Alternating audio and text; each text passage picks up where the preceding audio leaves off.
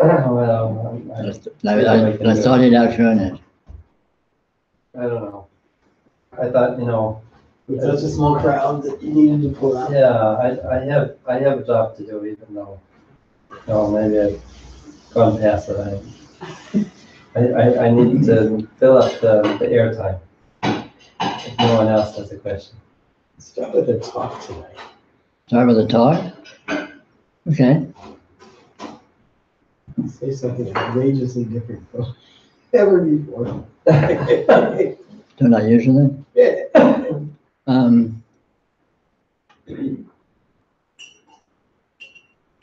The reality of experience is actually non-structural, but it can be interesting and possibly useful to look at it according to various templates.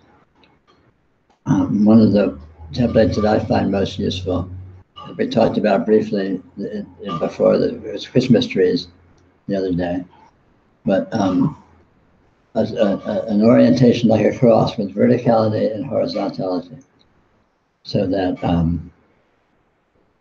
experience seems to order itself according to a vast range of densities or frequencies or what have you.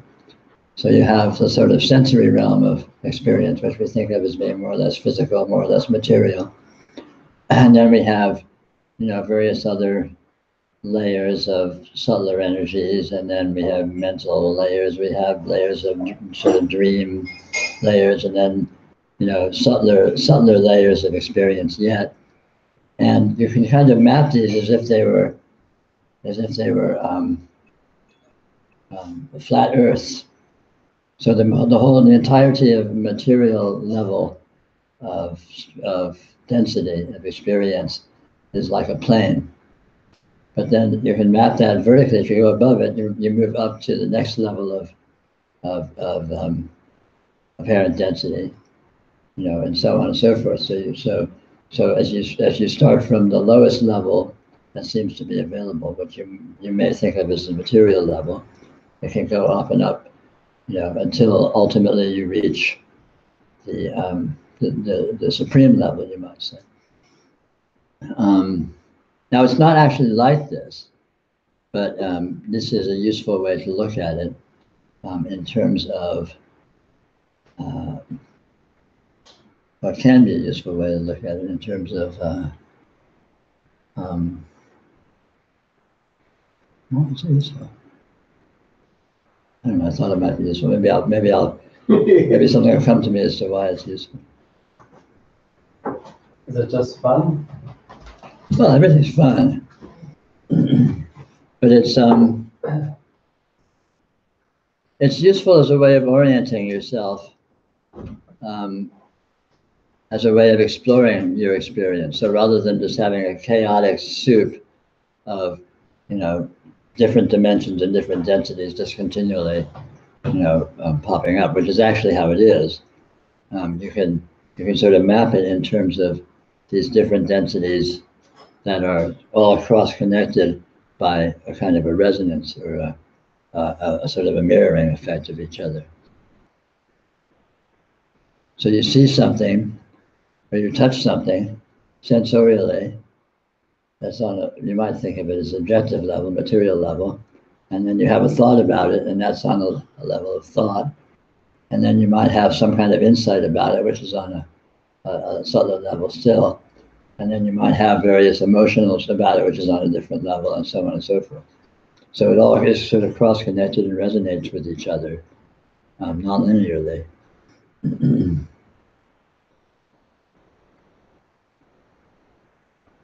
Well, what about in terms of navigation? Like you talk about navigating sometimes, and so the problem, the reason, or the way that people get frustrated and feel like they're flailing around is because they have some sort of preference for one sort of texture, and they want to stick with that. Like most people want to stick with like a material plane level, Right. and want to be able to navigate according to those seeming rules, right, which are just like that they get a sense of through the society that they grow up. Sure. Right?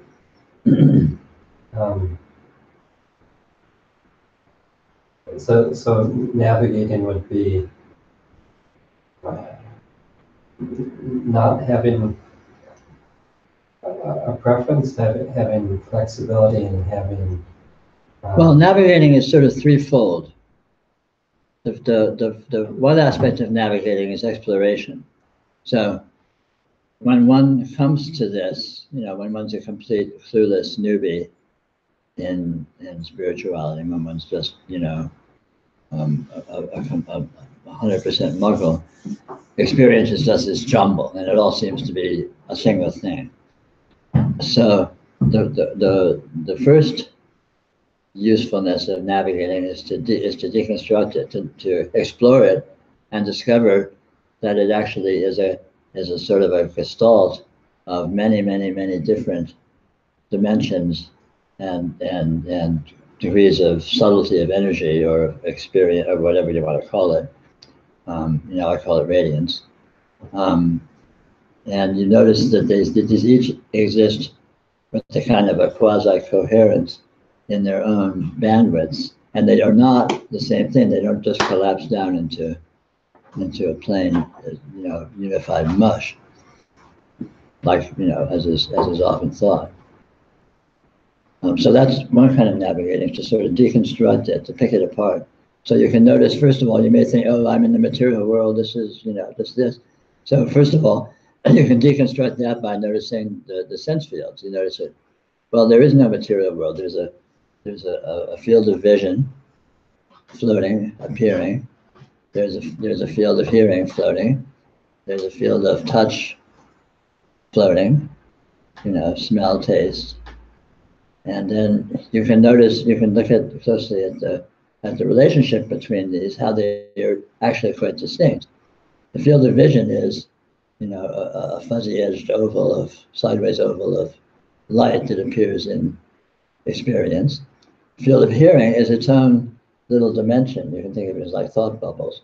And they don't really impinge on each other. They coexist, but there's no hearing in vision, and there's no vision in hearing. They're discrete. They coexist, but they're discrete, and the same with the other sense fields. So right away, you've pulled apart the so-called coherent material world into these different bandwidths of textural experience that we think of as being the senses. And then that's sort of horizontally, according to the initial sort of mapping I was talking about. And then you can move vertically, look at emotion, look at subtle energy sensation, she sort of phenomena, and look up higher at visionary memory sort of phenomena, look up higher at thought sort of phenomena, look up higher at intuitive insight sort of phenomena, and so on and so forth.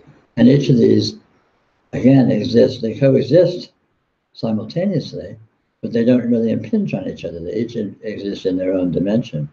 There's a kind of a cross resonance and a crosstalk where they're interrelated, but they are not one and the same thing. So the first kind of navigation one could talk about and one could explore is this kind of deconstruction of the different bandwidths, the different dimensions of experience. The second kind of navigating one can do is navigating around orientations. So typically when one comes to spirituality, again as a newbie, the orientation is just whatever it is. It's to a hardcore identification with a persona, a supposed persona and a supposed physical body and a supposed objective material circumstance, say. And you can explore, you can navigate that orientation. You can explore alternative ways of orienting within the experiential field.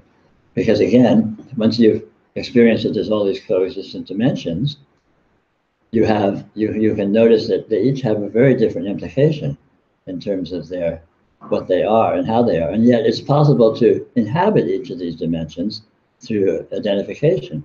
Because identification isn't absolute, it's arbitrary. we experience this in dreams. You go to sleep and when you're lying in bed, you may be completely identified with your material body. You go to sleep and you're not identified with anything or whatever. You start dreaming and all of a sudden you're identified with whatever body is appearing there, which may not be identical to your waking body in real time, say, for example. Or you can identify with a thought, or identify with a memory, or identify with a narrative. So exploring the alternative possibilities of identification can unstick you from the kind of automatic, brainwashed default identification that you start with, just through the accidents of your upbringing and brainwashing and so on, and free you up to notice that in fact there's a vast range of actuality that is you, that is your home, and you can inhabit it. You have a certain amount of latitude to inhabit it in very different ways with very different implications. So that's the second kind of navigation. The third kind of navigation is to find where you sit in the energy. It's kind of an implication of the second kind. Basically it consists of an opening up, of a loosening up and moving into the arbitrariness of identification. So then rather than identifying here or identifying here or identifying here, you sort of let go of identification altogether, and then you have kind of random access. You can identify anywhere you want, so to speak, as convenience. And this is the third kind of identification is what success in yoga leads to.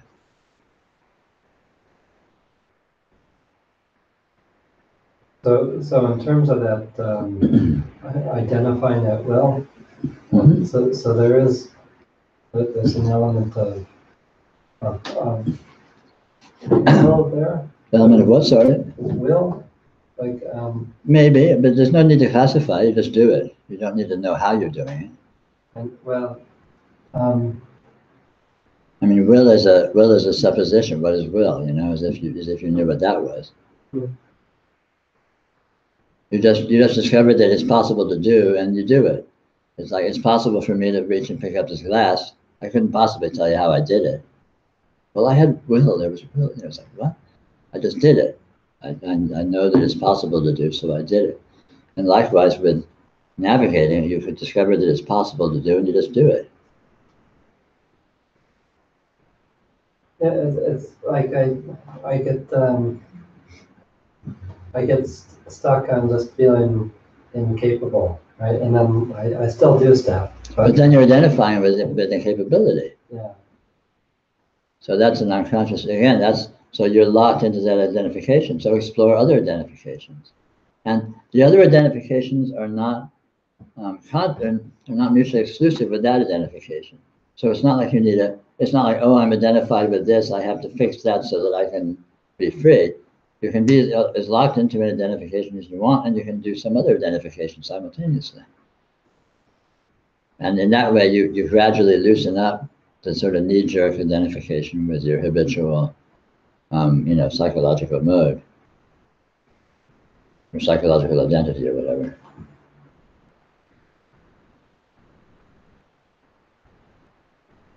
So then you ultimately discover you have vast dimensions within your personality alone, and you can be any of them and all of them at your convenience. You can be very intelligent, you can be very stupid, you can be witty, you can be, a patsy, whatever, whatever kinds of modes can show up, you can be actualized. And how does this relate to conditioning? Conditioning is just like a thought and imagination. But conditioning is essentially habit. And the habit, it's training. Training creates habit through reinforcement. And as in typical human upbringing, you're heavily indoctrinated. Oh, you're Gavin. You're told 1,000 times a day you're Gavin, and eventually it's like, oh, I'm Gavin. and so on and so forth in terms of all these various things. And the subliminal ways that people act towards you in your childhood implies what you are, and there's a tendency to internalize that and habitualize to it, and you assume that you are that. So if people are looking down on you for some reason all the time, say your parents are abusive and they're implying that you're a piece of shit, you're going to start to feel like you're a piece of shit, just through the reinforcement, or whatever, or the other way around. Suppose you're, wow, you're really amazing, you're wonderful, you're so talented, you're really an incredible being. You get that, and you're gonna actualize it. But none of it's true. And this is the point. But through navigation, one can discover that none of it's true by discovering the incredible vastness of the range of actual energies that are present in the experiential field. I mean, sure, there's the elements you're used to identifying with, but there's so many other elements that are completely, have absolutely nothing to do with that. And you're just as much that as you are this. And unwinding conditioning, as it's called. You don't need to unwind it. You invalidate it by discovering the arbitrariness of it. Yeah. So in other words, you discover you're not actually that. That's one of your possibilities. But it's not about reconditioning in a more positive way. Definitely not. Yeah. I mean, it's a fallacy. It's about no conditioning, which allows any conditioning. Yeah. But there's this thing like I feel like,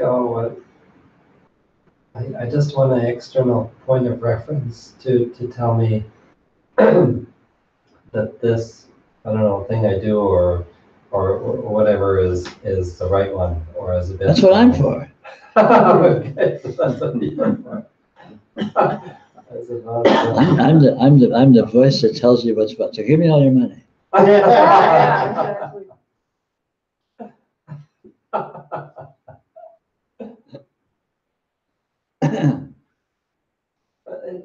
It's so strange that I'm used to trying to come up with some sort of ethical theory to validate such and such a course of action. But that's because you're used to operating within a milieu of your identified reality as a human being in a material world, where all of those things seem to be objectively so, and you need to defend them and rationalize them, and as if there was someone watching you and judging you, who you needed to, authorize yourself to by means of argument or logic or something. But all of that's just as a fantasy construct.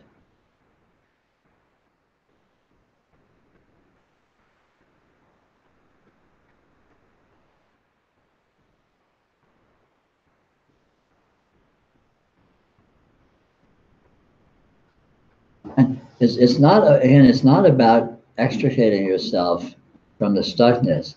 It's about looking at the alternatives, and as you explore alternatives more and more, the stuckness will become more and more ghostly and less relevant until it's no longer stuckness.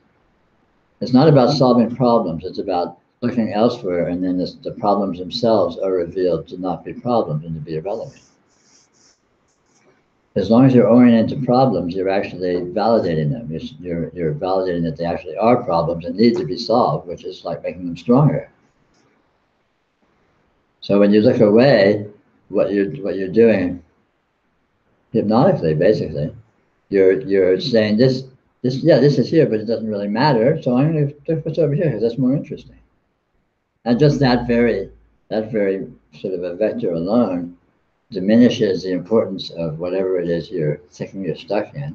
But more to the point, what you discover when you look around will reveal that there's alternatives which are just as actual and a lot more interesting, possibly, than whatever your home stuckness seems to be. Seems like that was our natural state when we were young, pretending Of course. we were a pirate, we were this. Of course, children. Sure. And then it kept saying you're Yeah. person. And we still float around with all kinds of identities. Yeah, yeah. And then slowly just. It's worn away, getting worn away by this constant, Yeah, you know.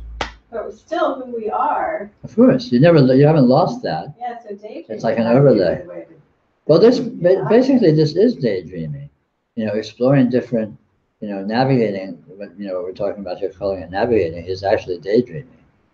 You're going to, within your experience, to places that or seeming contexts that you don't ordinarily hang out in as normalcy, and discovering that they're actually there. There's a there there, they're valid, there's stuff going on, and there's something there, and you're there, you can be there, and it's a whole different implication than the implication that you're normally sitting in, that you've been brainwashed in or whatever.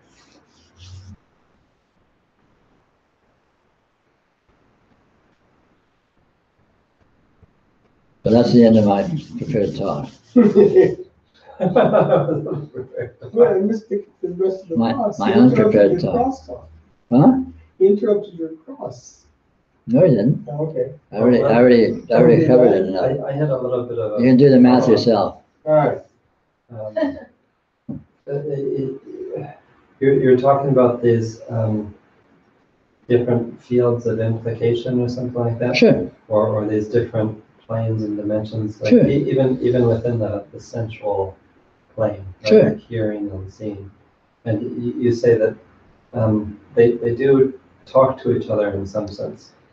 They don't talk to each other. They are non-linearly interpenetrating. They're non-linearly, what's a good word? Mutually exclusive. No, not at all. They're non-linearly,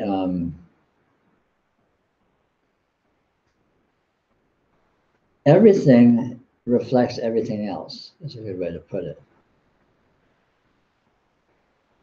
In a non-linear way. So nothing exists in isolation. But this reflection is you might say, is at a remove. So thought, for example, the content of thought, or even just the energy of thought, may reflect sensory phenomena, may have a correspondence with sensory phenomena and vice versa, but they aren't one and the same thing. Synchronicity works like that. You're talking with someone about something, and then later that day you walk past someone and you hear someone else mention the same thing in a conversation. If it's something particularly unusual, it's like, whoa, what's up with that? So again, it's a kind of a nonlinear resonance or reflection involving meaningfulness, and everything is infinitely meaningful. You've heard me talk about what I call the inherent intelligence. So all of this apparent form, all this apparent patterning that shows up experientially, is all incredibly meaningful, but not in the terms in which it may seem to be, in terms of what you're holding it to be. The meaningfulness is in that it embodies the actual qualities of reality itself, which are nonlinear and multidimensional and so on. So it's not like you can say what the meaning is or put all the clues together into a single narrative or something like that. It's not like that.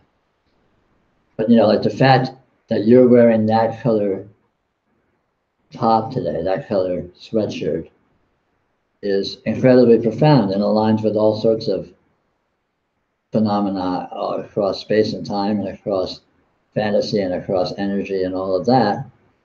You can't say what it means, but nothing happens in isolation. Everything happens with profound interrelationship, but it's non-linear and irrational interrelationship. So you can't make sense of it or pin it down.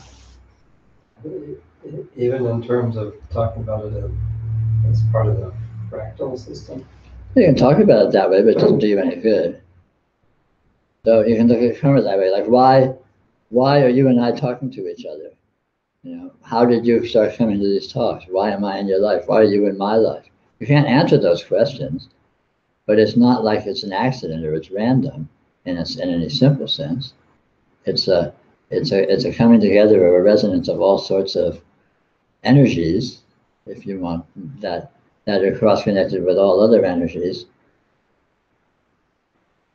And you can feel this and participate in it, even if you can't make sense of it in human terms. But when you let go of needing to make sense of things in human terms, then you can settle into the meaningfulness and the intelligence of it as it is in its own irrational, nonlinear terms.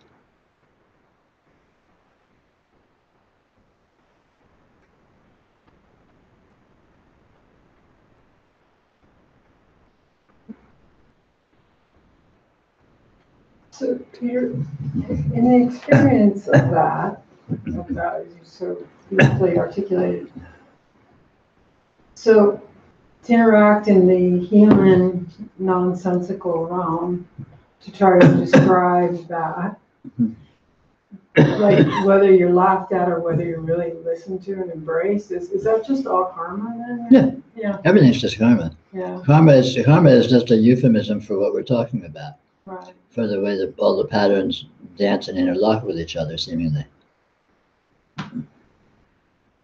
Because it's really cool the way you're putting it, because people go, where do you go? Where are you spacing out to? And I'm like, okay, well, if you really want to know, I really have an answer to that, but usually like half or quarter way I lose them to try to explain all these layers and things. And but it like, yeah, I just have to follow that truth to just try to describe, no, I'm actually not really just a space cadet. I'm actually really here, and I'm really having this amazing experience. And it's like there's all this other stuff that I'm noticing. And it's like it actually would be it's kind of interesting to get that understanding that I've sat with for so long, but haven't been able to like grasp of like how important it is for me to share. Whether I'm laughed at or not. Well, if it's important to you too, then have at it. Right. But on the other hand, it doesn't really matter whether or not you do share or succeed in sharing, because that'll happen or not karmically too. It's not like it's something you're doing or not doing. You know what I mean? There's alignments that happen or not.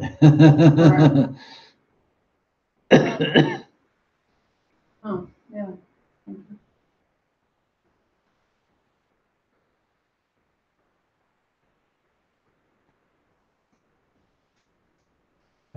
In terms of exploration, so there's this like weirdness of the regarding the subtleties of my experience, right? And doesn't fit into the categories of what I've been taught or used to thinking of things. And there's you were talking about like navigating in terms of interest, like the weird is interesting. But there's also like this the weird is unsettling or seems to be unsettling or seems like scary, or like there's I was thinking about like anxiety and but like in my sort of exploration, it seems like recently like I'll be drawn to the weirdness just because it's so weird. I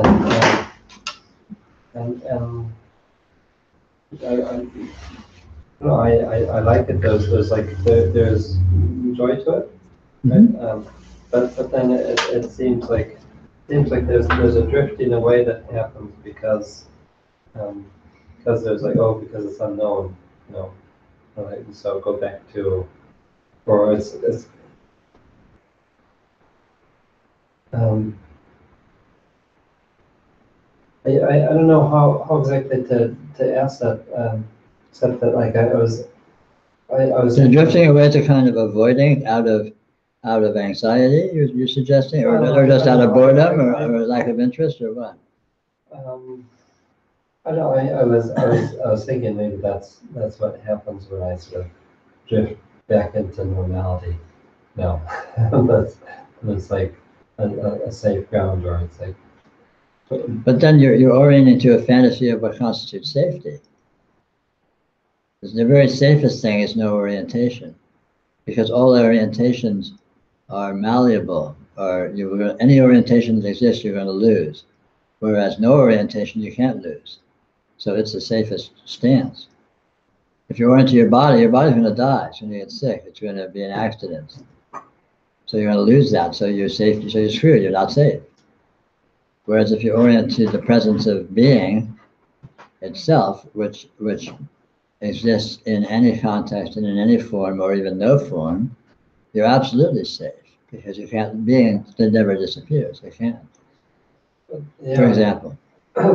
So So you have a fantasy of safety, an erroneous fantasy of safety based upon a whole narrative, and then you're attached to that narrative and you're letting yourself orient to it.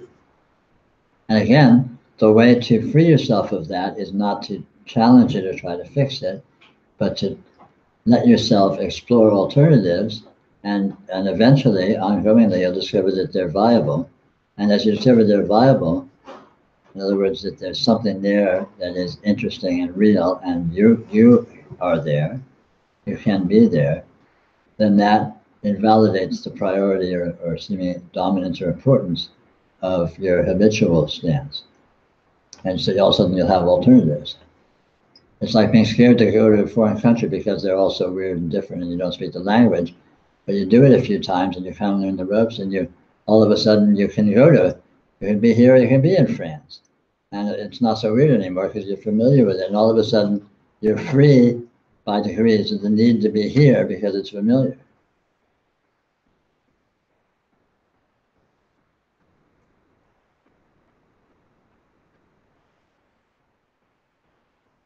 Well, and it's also the natural state to drift off. Yeah, the natural state is continually drifting away from itself, so it's easy. I mean, very good point. You have to, to maintain some kind of stability, you have to continually reinstate it, because there is no stability. It's always drifting off from itself. It's always, wherever you are, instantly you're more somewhere else. And it takes a very heavy-handed sort of a pretense of constraint to sort of continually reinstate in a kind of sameness of stability. Isn't that most of the human existence? Wisdom what? Trying to reinstate yourself in a certain direction. Maybe, it doesn't have to be.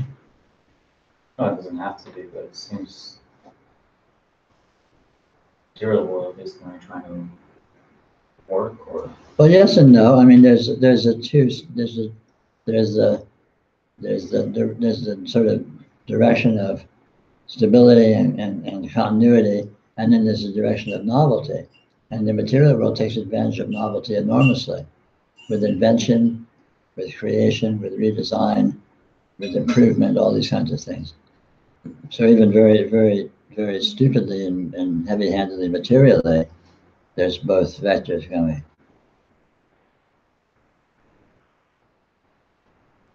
But for a yogi who investigates the nature of experience intimately, you discover that in actual fact, there is no continuity, there is no stability.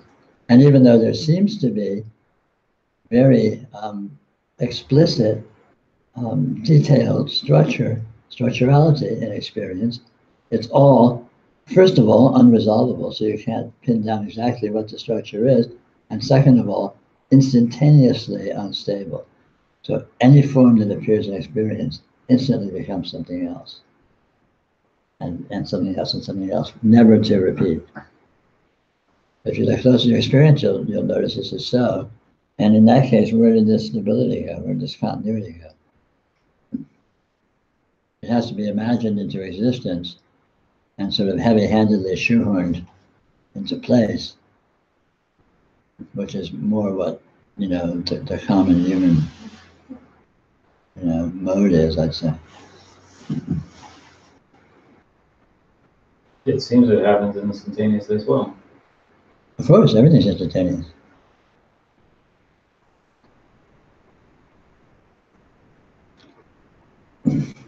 You know, you can be a muggle or you can be a wizard. Your choice, maybe.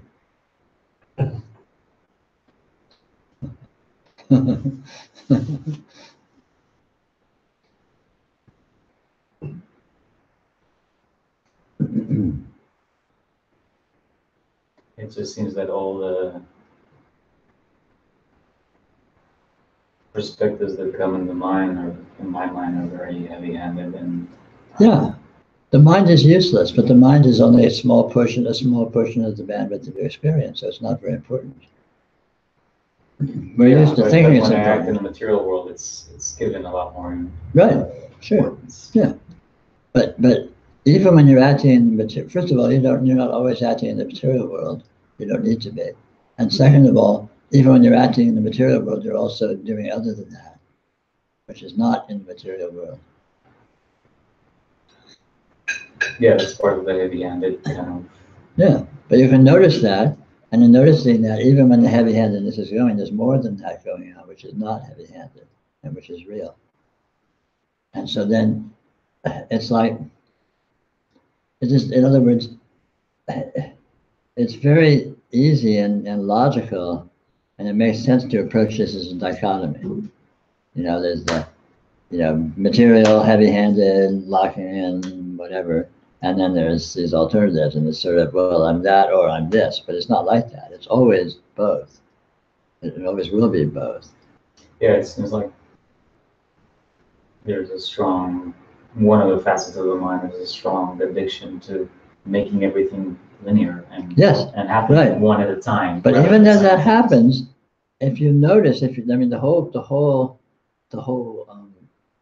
essence of the practice of yoga is noticing that even when that's happening, there's alternatives happening, which in fact are even more present than the heavy-handedness. And so you're never actually in the heavy-handedness because you're also in non-heavy-handedness and non-linearity all the time. And so when you notice that and you get an immediate sense of that, it's not that oh no, I'm losing that, it's getting pulled into the heavy-handedness. It's like, no, heavy-handedness, heavy-handedness, who gives a shit? Here it is. But meanwhile, that's happening in this vast spectrum of inconceivable multidimensionality that is right here, right now, always, and you know it. You're even there. You're experiencing it. You're just expert at not letting yourself notice that you are, maybe. And so you simply notice that that's the case, and all of a sudden, you know, there's this, you know, evil stepmother, you know, starkness going on. But that's a little thing down here in this vast space of inconceivable freedom that is always right here, right now, that is always you. And you get more and more of a palpable sense of that, and then that's what you feel yourself to be. It's not like you ever become free of your karma or free of your human, you know, bullshit, but that diminishes, you know, vastly in its you know, in its size and its weight and its importance, by contrast with how small that is as a context within this vast context that it exists in.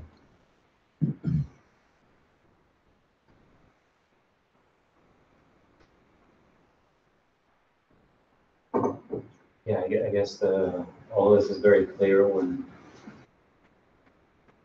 I'm either here or in an environment like that at home. But then it's just relatively sharp contrast. Yeah. Like if I start my day and I start getting into sort of heightened mind, kind of up in the attic activity, it just brings in all those kind of. Yeah, but again, it's a matter of training in it. Yeah. And it may seem to take a long time of ongoing chipping away at it, training in it. But the training is always effective because it's true. And you know, this is not, you're not trying to put something that isn't really there and you're trying to convince yourself it's there. This is really here. And in fact, you know it's really here. So every time you see it, the reality of that, the actuality of that, conveys conviction, conveys force, conveys authority. And that accumulates in your awareness and your experience until it becomes, more prevalent than it was previously. And then ultimately becomes prevalent.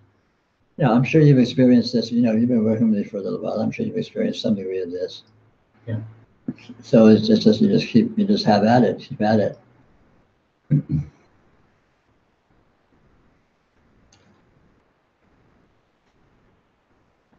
Yeah, it's just, the mind bringing up all the skeletons, it's just trying to throw them all the time, kind of. Yeah, sure. Oh, you lost it, oh, this, all that, and Yeah, for sure. a while you believe it, and like. The mindset, mine's an asshole, Such an asshole. to use a technical term.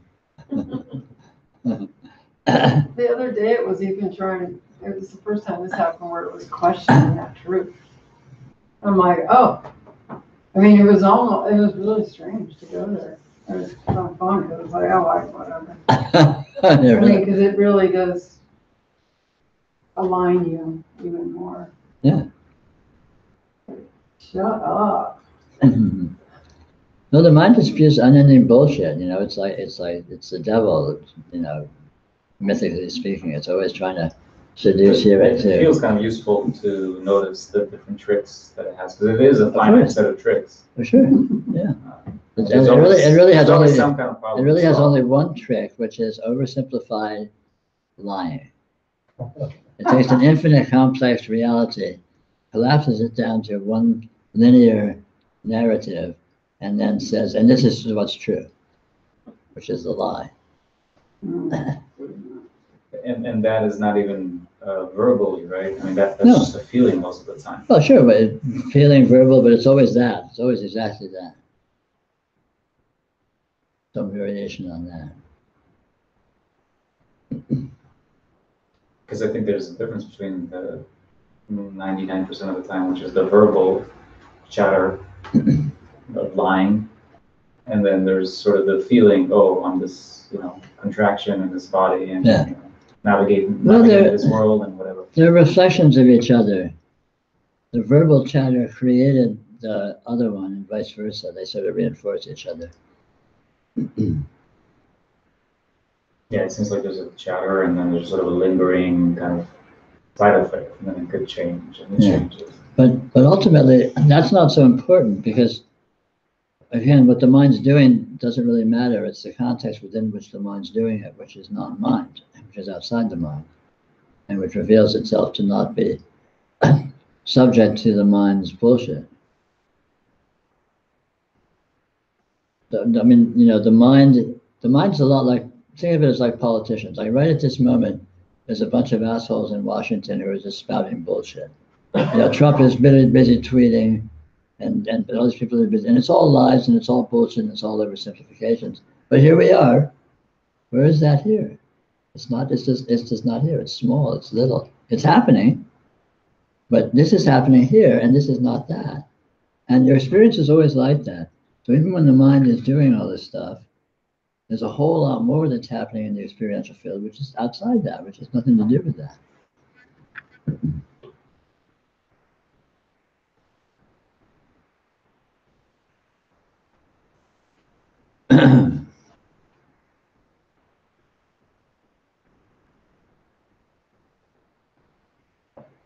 What about the fuck it mantra for orientation? Always good. For disorientation. For disorientation. Yeah, fuck it is a disorienter. It detaches you. So whatever you're hooked up to, as soon as you say fuck it, you let go of it. If you do it well.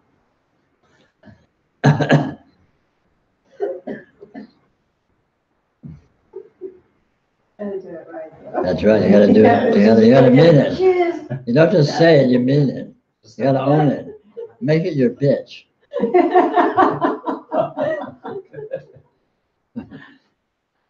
So the wrong way to do it is to say, oh, fuck it, I'll become a lawyer, or I'll fuck it, I'll believe in such and such. Fuck it has nothing that comes after it.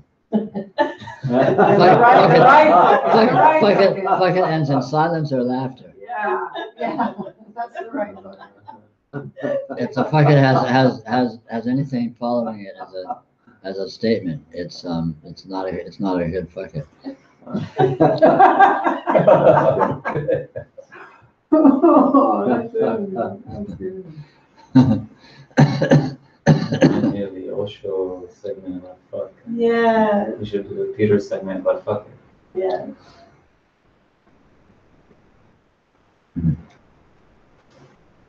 Well, it's captured for posterity now on YouTube.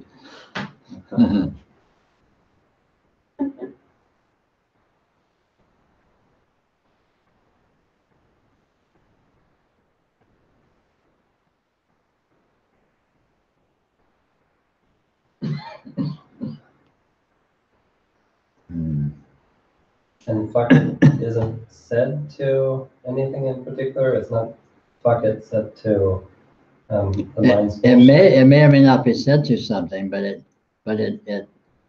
like setting off an atom bomb. So let's say I have a conflict with you, but if I set off an atom bomb here, that's not, the atom bomb isn't to you, it's to everything. So you may be in an initial situation where it seems to be an orientation, but fuck it, just a good fuck it. You don't want none of these. You don't want those wishy-washy, whippy fuckers. You want a manly fuck it.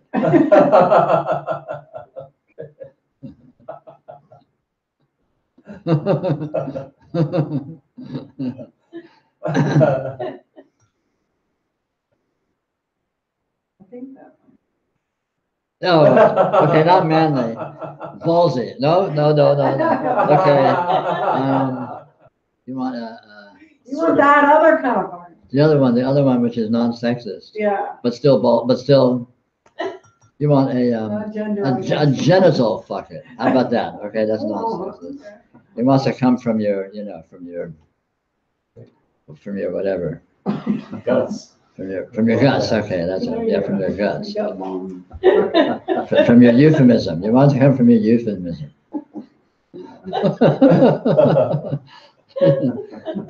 From your happy place.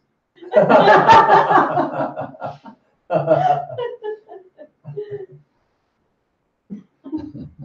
the land of all orgasms. Yes.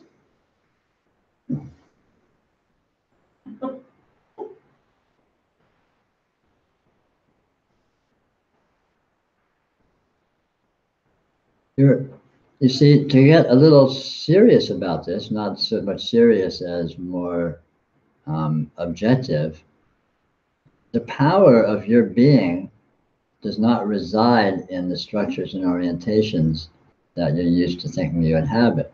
The power of your being is transcendental. The power of your being, we were talking about the Christmas tree or the cross.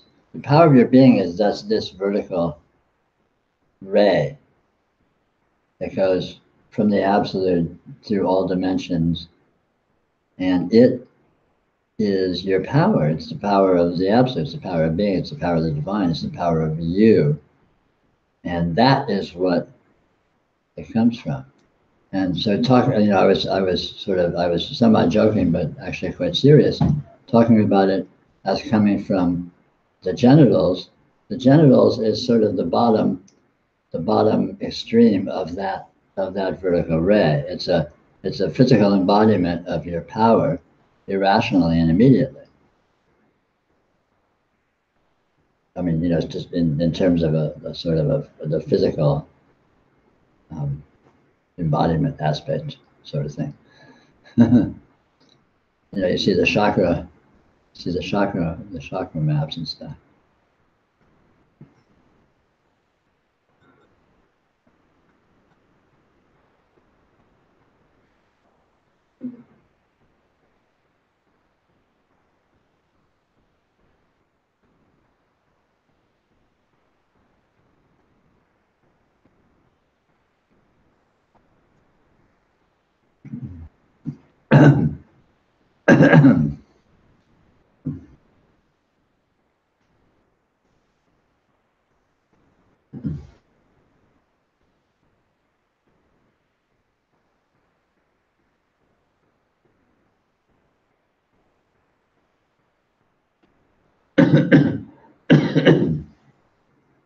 But you talked about it in a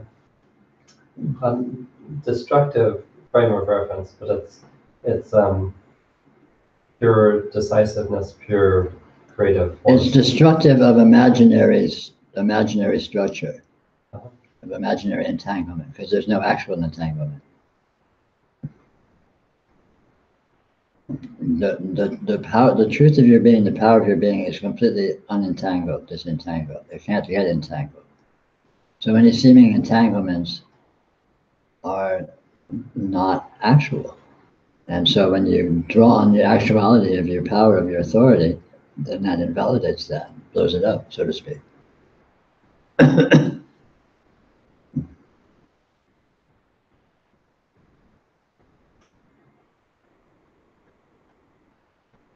In terms of the symbolism of Western occultism, the magic wand, the magician's magic wand, his power, is this vertical ray I'm talking about. So that's why it's powerful, because what it really is not just some stick that someone's waving around. It is this, the authority of their actual being, the authority of their actual power. You have power because you are, you exist. That's the fundamental fact, and that's huge. That's an incredible fact. That you exist means that all power is in you. In your being, in your isness, in the fact of your reality. And all the ephemera of all the seeming details and stuff, all the sort of the horizontal stuff, just is shadows of that.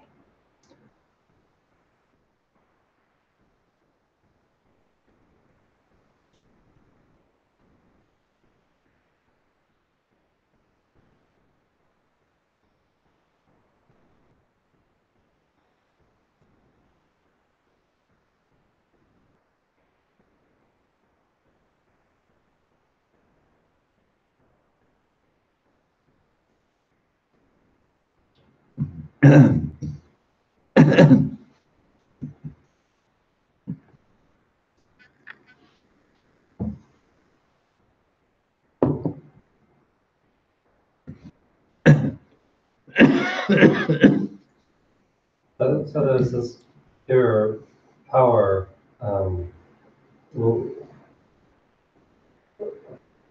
that acts or that is, and there's no dissipation of energy. There's no what? Dissipation No. of energy. No. Right? But, and there's just a seeming unsettling. I was thinking about, like, it's like there's a new ground that's found, or a new sort of center of gravity Yes. that's found, Yes. and so there's a settling, or a seeming settling of the energy system around that. Yes, it's like a reorientation. That's what I mean by you learn to sit in your energy system more truly.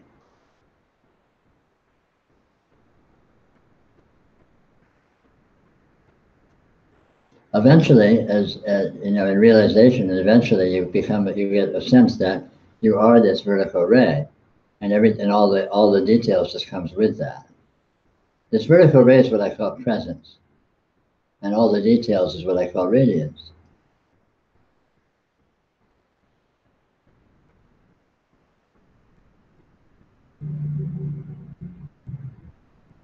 So this presence that is here is the absolute. This everyday common presence that's just right here. Your presence, the presence of your experiential field, is the presence of the absolute. And then all the details that show up is just like the implications of that. But they in themselves don't have independent or autonomous existence. They are nothing other than the presence itself. So if everything folded up, if all of your experience folded up and all there was being, you wouldn't have lost anything.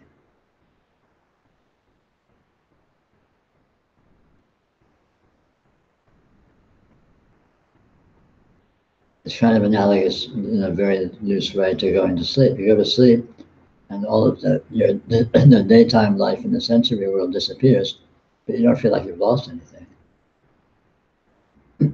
You're not afraid to go to sleep because you're gonna lose your body, or lose the world, or lose the room you're in, or lose the people that show up in your waking life. Doesn't feel like that, does it?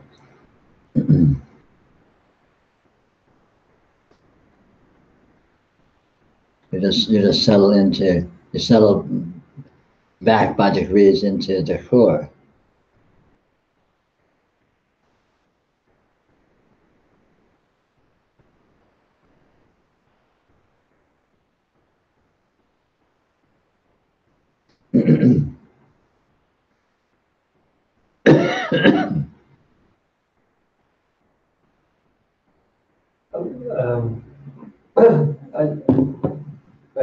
You're making a metaphor, but recently I have a little bit of trouble sleeping before I have to wake up in the morning, like to go to work. Mhm. So I'm afraid that I'm going to like oversleep my alarm clock or something like that. Right? So I've been thinking about that a lot, and then like thinking, oh, that's conditioning, and I have to unwind that conditioning, and this is the mental bullshit, and you know, but that doesn't really have anything to do with what you're saying, or does it? Doesn't have anything to do with what I'm saying. Well, because you were saying about like you're not afraid of losing something when you go to sleep, right? It sort of folds back into itself, right? Being afraid of not waking up on time to go to work has to do with the waking world, not the sleeping world. In the sleeping world, there is no work. There is no waking up. When you're asleep, you don't know you can wake up. Waking up's a surprise.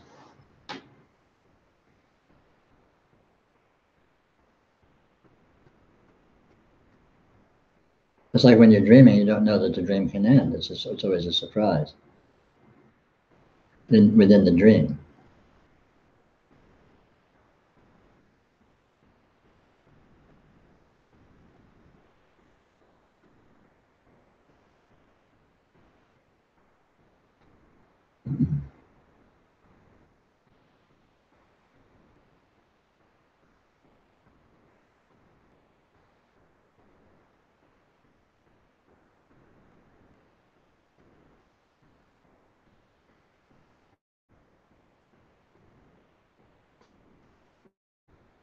When you talked about the vertical, I wasn't sure if that was literally because in Qigong, for instance, they talk about aligning with the energies above and below. Well, it's not literal in an absolute sense, but in terms of human experience, it seems to be pretty central. From We this sort of experience- localized perspective, it feels like that. Yeah, we experience a verticality of range of subtleties. We experience it sensorily. There's in the gravitational field. The dense matter is here, and you move vertically, and you get up into atmosphere, and you move vertically more, and you get into space, and so on. So again, as you move vertically, you get into less density, and in the body, it feels as if there's some correlation with as you move vertically, and so on and so forth. It feels as if the most subtle, most powerful, most open portion of the being, in terms of a physical orientation, is sort of up or over the head. And then as you come down, it feels like it gets denser and so on. I mean, it's not that it literally necessarily is that, but it's a way of sort of engaging with that or interfacing with that from a sort of a embodied perspective.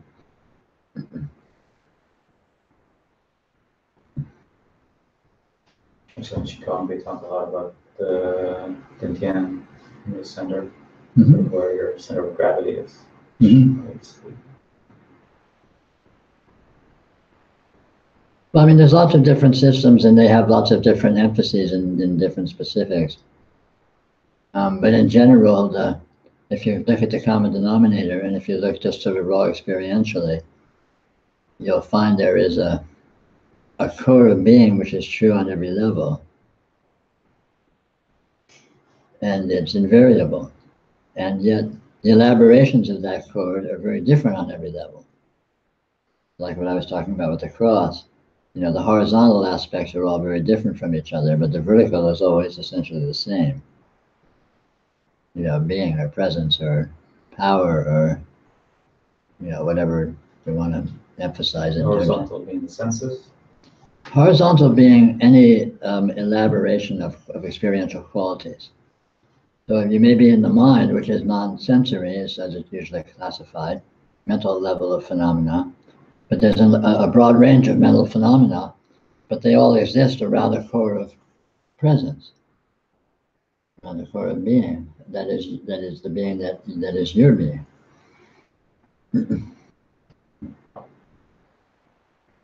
And that being is exactly the same being that, let's say, your physical senses exist around. Or your, you know, if you get subtler to say some sort of level you might classify as, you know, intuitional or something, it's the same thing. That all of that exists around the core of being, around the core of presence. Is there a reason why you're saying, if this is what I'm hearing, is that to the muggle or the newbie, everything is just all over the place. Uh-huh. And then you're giving kind of a roadmap, so that the roadmap is kind of just gets us centered, but then when we look at the roadmap, we realize that it's just everything. Yeah, it goes full circle. Okay. The experience of realization is complete muggle chaos. There is no structure. But you go through this process of this deconstruction to see what its true perspective is, and it's very different. You know, it's very different non-structurality than the stupid non-structurality of the starting Right, point. because the muggle sense is mind and this and that and objects and The muggle is, but yeah. this is radiant. it's knowledge. It's known. You know Yeah. what it is intimately, and self-verifyingly. It's still all over. It is. Yeah, there is no actual structure. All of this structure is a provisional device. It's a convenience for the process of deconstruction, Yeah. the process of exploration. And it's in the exploration that discovery is made. And as discovery is made, you get a clearer and clearer idea of what it is. And when you really see what it is, you see that all this structurality is not really true. And then you're free of that as well. And then it's just random access. It's just free fall.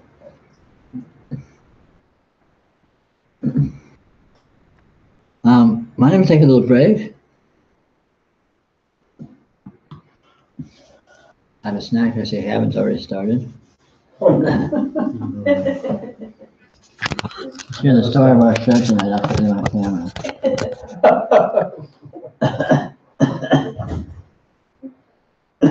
True enlightenment, right there. Oh, absolutely. Self-indulgent hedonism. Before Wow. enlightenment, chicken. Yeah, after enlightenment, chicken. Chicken. What came first? First there is a The chicken, chicken. then there is no chicken, then there's a chicken.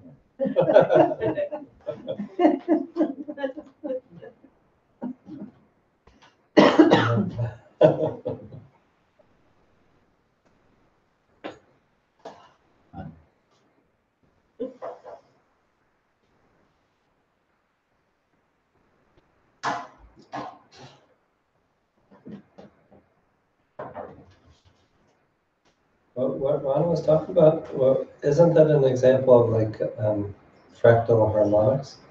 Which what were you talking about? When he was talking about like the Dantian being the center of gravity and how there's like a verticality in Qigong. Because like Qigong is basically just it's a path of yoga, right? Yeah. Well, yeah. Yeah, I mean, everything is a path of yoga. it becomes a path of yoga, it to a degree it transcends itself. The problem with most of these kinds of paths is that they don't transcend themselves. Yeah. In other words, Qigong is a path of yoga if when you're at the end of it, there's no more Qigong. If you just become a Qigong master and then just Qigong, and Qigong is what there is, then it's not yoga, it's just another orientation.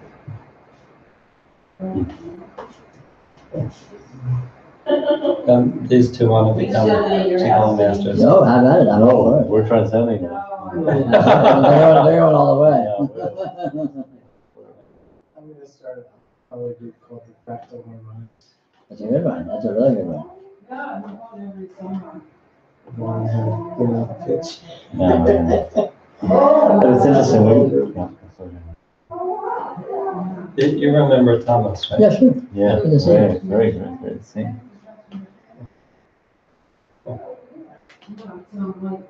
What happened to Barcelona? What happened? Are they still winning the league? Yeah. Yeah, I have access to 8 World Cup tickets in Russia. What? I'm going to Russia. Are you going to I'm going to Russia? Russia. Let me work on it. This is interesting. You think you have access? Are you, Oh, wow. I have a former client who was posting on Facebook where he's selling these 8 tickets to the World Cup. oh, he's selling. How much is it ticket? I don't even know when the World Cup Probably is. several thousand, I think, probably with no profits. I think it's like 2,000. Oh, well, I thought they were free. No, I'm just going to just watch. Yeah. Yeah. June 14th. Are you going to Russia? Yeah, it's the World Cup, huh? Well, Yeah, but I'm living on, I wasn't planning on seeing any games, just going to bomb.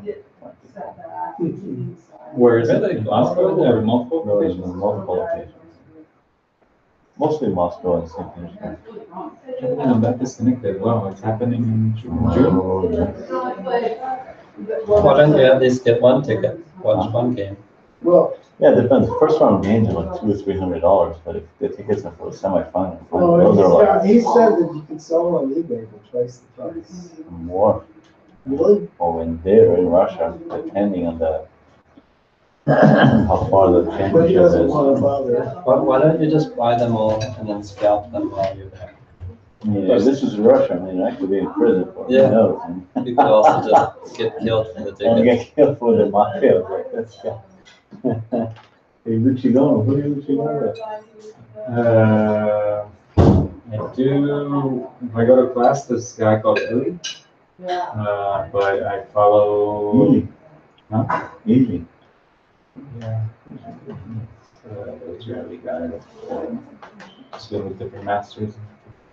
In Soma right now, and pieces of Moran as well. But I follow Ming Kong a little bit, and I follow I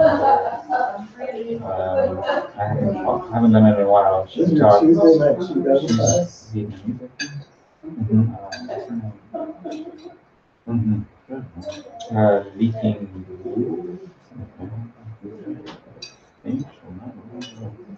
Yeah. Jan die versloeg. Jan die versloeg in halve. And then his teacher, our teacher, Sam Tam. Is Sam Tam. Sam Tam is probably like one of the 10 best martial artists in the world. He does crazy stuff that you see in movies where they're using their arms and stuff. Well, he can't fly. Well, I mean, not really, because he's just the one. There's no fancy stuff. There's no layers of like. It's just like that's it. That's completely in line with. Yeah, completely. Everything you see in this complete. No orientation, no fireworks. Same thing is formless. That's why he's Formless. You hear the part about safety? Oh, yeah. That's why he's All of always it. safe. Sam is always Yeah. safe. That's what I was saying. Sam Tam. Sam. He said. How old is he? 74, 75. Yeah, he's crazy. Was he American or Chinese? He's Chinese. He lives in Vancouver, Canada. And you guys have been doing it for a while? I've been doing it for maybe on and off for 18 years. Oh, wow. The last 5 years I've been really on. Because again, the same thing. You gotta come to the push hand. You do push hands? Very basic. Oh, okay. Let us push hands and all over the world. Good stuff. There's some good people. Yeah. I'm literally different. So it's also Tai Chi. That's more about Tai Chi. Yeah. Yeah, I've only been doing Qigong for since December. Oh, okay. No. But everything is. I used to do Tai Chi many, many years ago. Yeah. But I love it, yeah. Yeah. I don't do much, but I'm doing maybe like 20 minutes a day, but I'm not good. Yeah. So you both go to this young guy? Yeah. Julian? Yeah. Ron? Wow. Yeah, we're in the same class. Thomas, yeah. We can show up. Yeah, show us some pushing hand. Oh, yeah. We're learning we're learning a two-person set for pushing in, so you're liking quick speed today. But that's up to two-form practice, you know, with the people. Yeah. Yeah. But really, everything is, you know, at the high level is formless, it's infinite. The one aspect, or focus on the end, that's the one point of reference in the beginning that you're doing it, and hopefully no more than 20 years of it, and you're completely just fallen. Formlessness. You're still focused on the form. Yeah.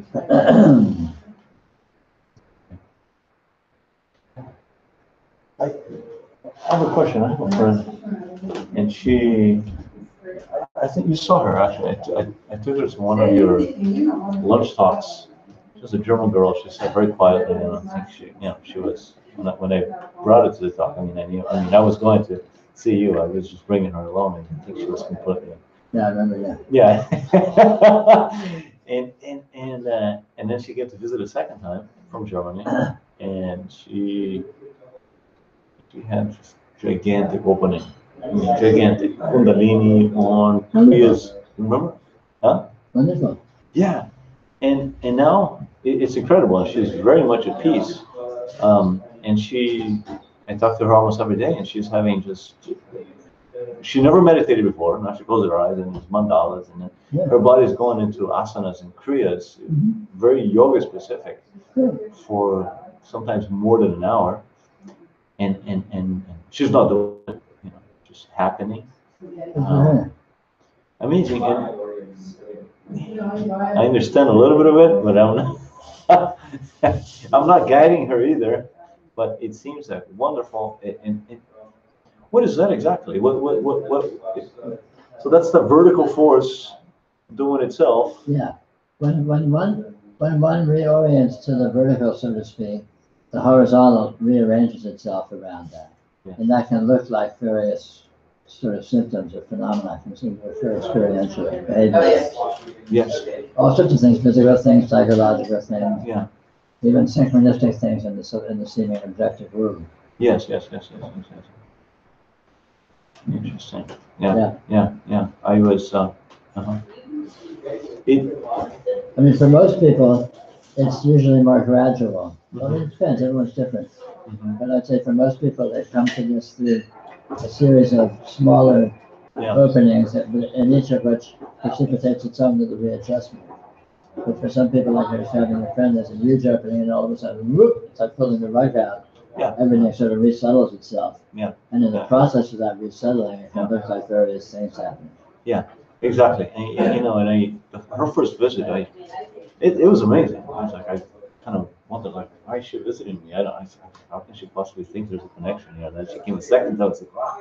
But then I was somehow able to see the big picture, what was happening, what the universe was creating, this situation. And then hanging out with her, and then we went on a good mushroom trip, but everything, I could see the preparations all the way to the this big opening, and then so now does this mean now, can she do these kind of kriyas or on and on until enlightenment? Or, I mean, it sounds like now she's on the turbo track. Yeah, exactly. I mean, you can't know what's happening. Yeah. But she's in the process and it does what it does. Yeah, yeah. Oh, wonderful. Yeah. I mean, all of this, spirituality at first seems like something you do. Yeah. You know, you go to talks, or you go to meditate, or you learn, some participatory movement thing, or whatever. And it seems like you're doing that. But you hit a certain point where all of a sudden, it's doing you, and you're being carried along by it. You're not controlling it. Mm-hmm. And that's inevitable for everyone. I see. Interesting. Is it safe to say, I don't know whether it matters or not, she's now jumped from no stage to some kind of advanced? Sure. Yeah. I mean, whatever it is, it's unimportant to try to calibrate it or to try to assess it. Yeah. Because it is what it is, and it can't be assessed anyway. Nothing can actually be assessed. So. Yes. Yeah. But it is for her. Yeah, really interesting. She was. It's amazing when she first. I brought her to the talk. I was like, I can't deviate from my schedule too much. So I brought her, and then she was, who's this guy? She was almost freaked out. But I think you could see something in her that was like either completely undeveloped or about to. I don't know. I told her about Judith. Yeah. Oh, okay. Yeah. What was he saying about? No, everything. Everything. Yeah. She's in the vertical line, or whatever's happening is growth and purifying. She's got a lot of videos online, and she can run some sessions. Just he has some sessions, and actually this is online if she wants to join us sometime. Yeah. I think she's not quite. I don't know. I think her body's still there. There's some processing and purification going on. I don't think she's in Germany. Yeah. She can do the video conferences. The time on those is good. Mm-hmm. She can be live, chat with me, or chat with the people that are there. You got one this Saturday, right? Yeah, I do. Mm-hmm. Yeah, So I'm doing 3 a month now on Saturdays. Okay. And Saturday's good for Europe. Okay. So I do it. It's Saturday morning, so it's in the early evening in Germany. Perfect. Okay. If she'd like. Yeah. Right. Bing, bing, bing, bing, bing. So Has she been going to any teachers?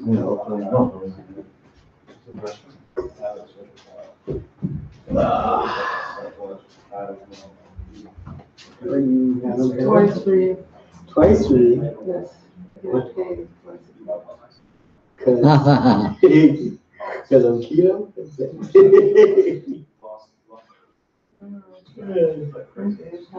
What? I just, how are you? I'm good. Richmond, Marina Bay, near Greg. Oh, Near really? Greg's place? Yeah. On the other community across the way. Oh, nice. Where are you? Yeah, I like it so much. Right there. Is there still that place that has all the Buddhas and the, Oh, I don't know about is the an place. importer? Oh, yeah, it's right on Is the, is it in, it used to be like, they import all the statues from all over. wow. I think it was called 10,000 Buddhas or something. Oh, wow, under 10,000. This is fun. Did you want to ring the bell? I don't have any questions to start. I don't have a bell. Isn't it there? I don't know. There's a bell. You can just yell ding. Ding, ding, ding, ding. I'll call him, right? I'll ring the bell. There's no need. It doesn't ring. Yeah, right. Gavin ran out of questions and now he's a silent monk. Well, actually, I'm gonna talk about something myself All right. when people get back.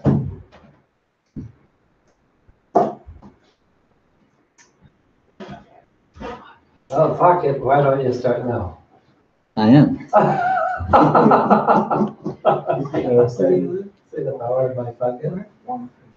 No, So what Marsha brought up is really central to understanding the overview of spirituality. The purpose of any spiritual practice is ultimately to discover that you didn't need to do it. So you learn meditation, and the ultimate goal of meditation is you learn you didn't need to do the meditation. You know, you learn some physical yoga, some martial art, spirituality, and when you achieve realization of what's really happening, you realize you didn't need to do that. In other words, you don't gain anything other than it's in any way superior to the original condition you had before you started the spiritual practice. But it's paradoxical because if you didn't make that discovery by going through that, then you don't know it. It's not self-verifyingly so. So realization answers all questions, but it doesn't actually add to your condition. It doesn't actually take you anywhere. It leaves you right where you always have been. And yet, going through the path of seeming development enables you to discover that fact. And until you discover that fact, you don't know it self-verifyingly to be the case. So the end of spirit realization looks just like dull normalcy. A realized being is just like any other schmo. But they know that that's the ultimate condition, as opposed to a muggle who may think it's not. So any genuine spiritual path has to end up transcending itself. Although, you can learn to be an expert meditator, and if all you get out of it is you're an expert meditator, and then you sit there and you hang out a shingle and you teach people to meditate, and all you are is a meditator, then you miss the point. Because the point is to discover that in actual fact, the absolute condition is the only condition. It's the initial condition, it's a condition when you're on the path, it's a condition when you realize it's always the same. You don't actually get anywhere. But there's a big difference between knowing that with certainty and not knowing it in terms of appreciation.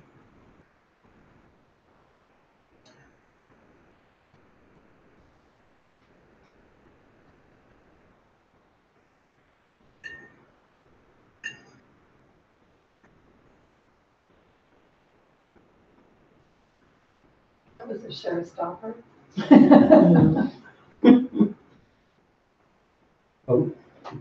That knowing, with that knowing comes a much greater sense of freedom. The sense of absolute freedom. Because you see what this is, you see that this is in a condition of absolute unconstrainedness, absolute freedom, absolute fullness and completeness and finality. So it lacks nothing. And you are this state. There's no sense of a separate dependent being that exists within some other state and is dependent upon it.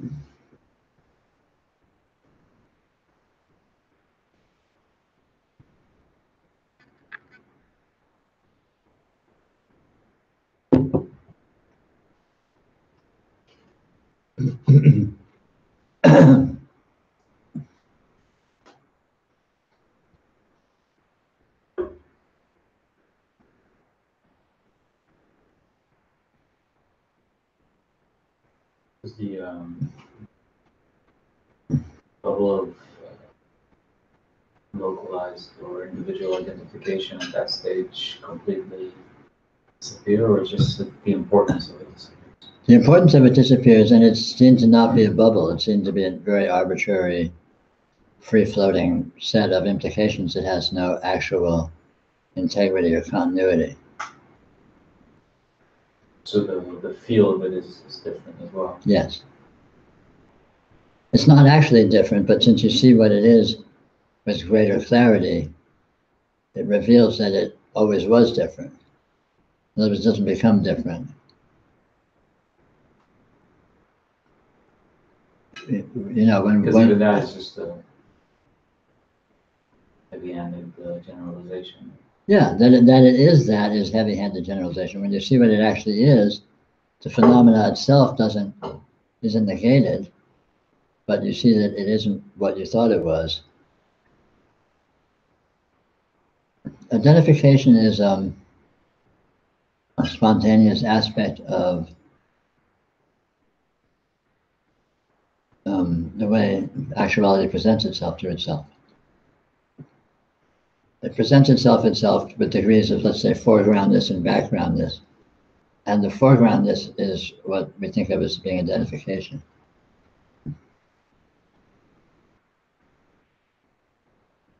And when, in realization, one discovers that this foregroundness is as absolutely fluid, it just morphs in and out all the time, with no stable aspects or stasis that's sitting there. Like, for example, I look at this computer and the whole thing is me. It's not like there's a me that's here and there's the computer that's present and they're somehow there. The me that's here is no different than the computer that's here, no different than this glass that's here, no different than this thought that's here. And as the thought comes to the forefront, then the identification is with that. Like, you go to sleep at night and identification with the body just melts. And in actuality, every instant as your focus, the spontaneous drifting focus of awareness, what seems to be in the foreground, comes in, everything else, all previous seeming foregrounds just melt, drift to the background in relevance. And so as you notice this, you discover that identification is a constant phenomenon, but it has no stability and has no, core integrity. Its core integrity is the fact that it exists within and consists of the infinite continuum of reality.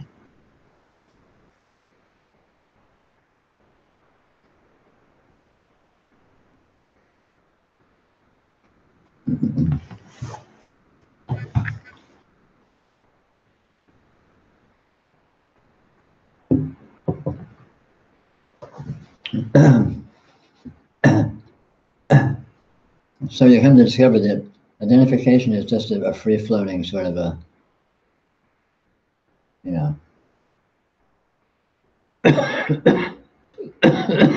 it's like a spotlight moving around, sort of, quasi-randomly, not really randomly, in accordance with the, infinite synchronicity of everything.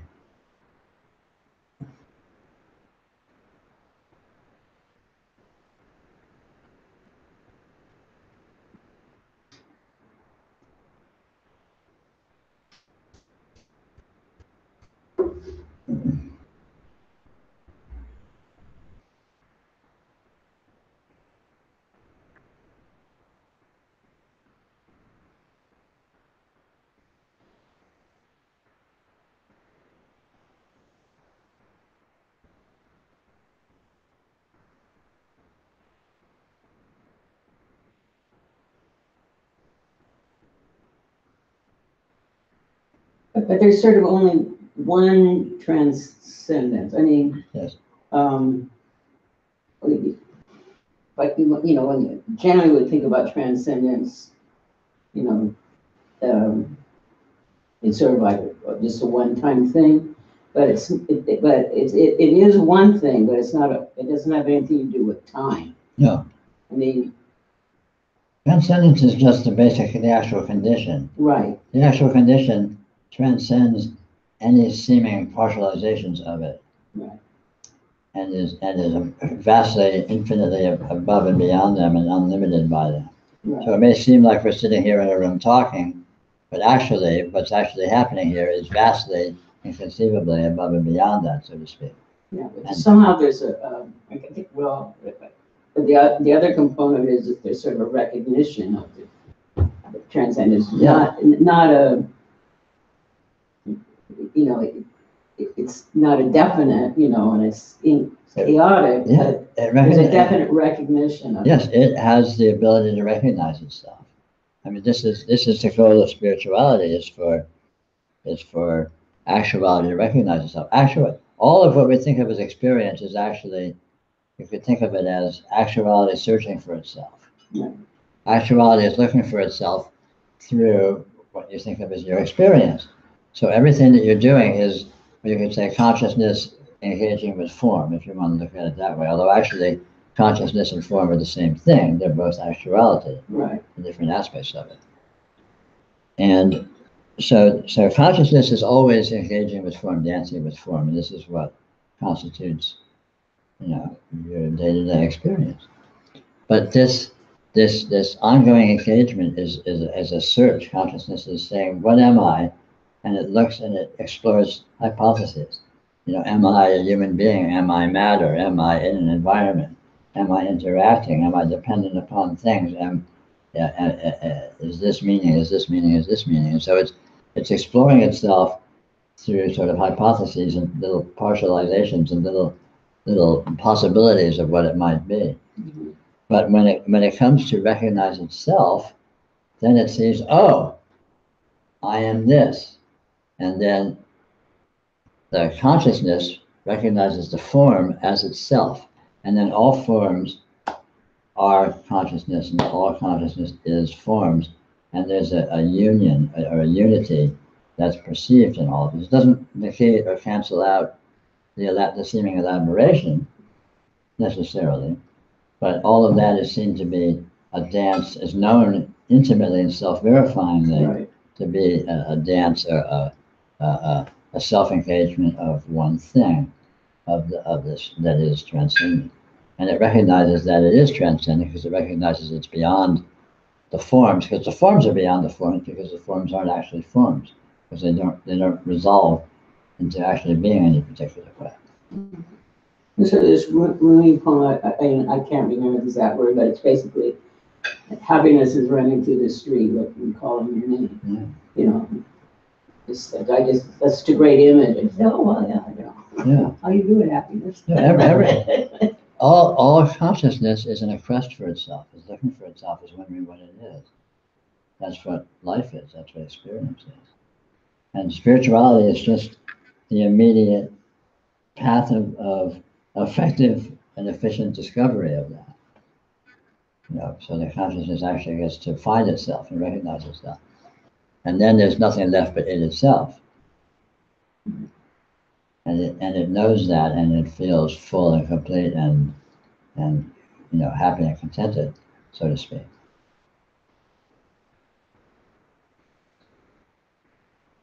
Getting pretty heavy here, Peter. Oh, no. He likes some chocolate ice cream or something. That was great, thank you.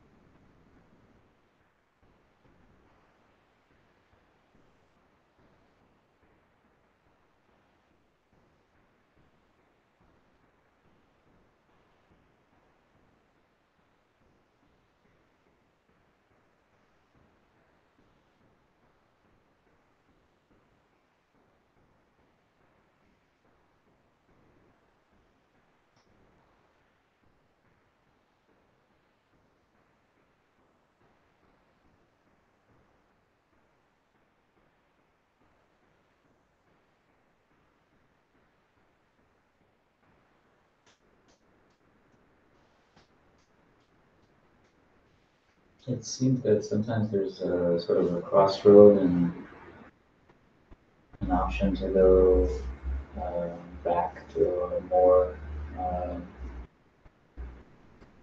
localized identification and to remain in the openness. And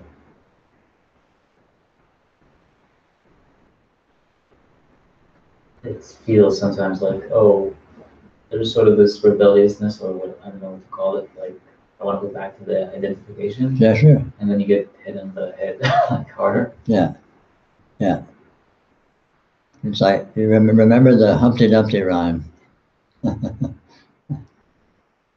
Once you, or Pandora's box, once you open this, you can't close it again.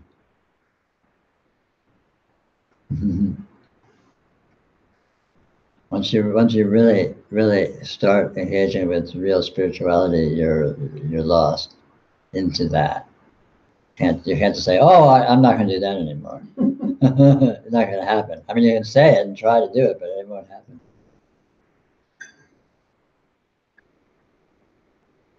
Because you're learning. Definitely, there's a stickiness to vices and. Well, there is, and that is. I mean, that's the sort of that's the tug of war within spirituality. It always is. You know, there's the cutting edge of the new and discovery, and there's a complacency and familiarity of the old, small stuff, but seemingly pseudo safe. You know, stability, normalcy. But unfortunately, that normalcy doesn't actually exist. The true normalcy is what you're starting to discover in the new, and in the undefined, and that's where the true safety lies too. So the problem with wanting to go back is that reality trumps illusion. Reality trumps unreality, and all the stability is not real. So as soon as you let a little reality into your experience, it's going to dominate every time. And the very essence of reality is that it's infinite, it's unstable, it doesn't settle down into anything concrete that you can define, which is what you know, linearity and some kind of a knowable situation are made of, is definability. And in reality, definability doesn't exist. And as soon as you begin to see that, then the building blocks out of which you could possibly construct any kind of stability are ripped away from you.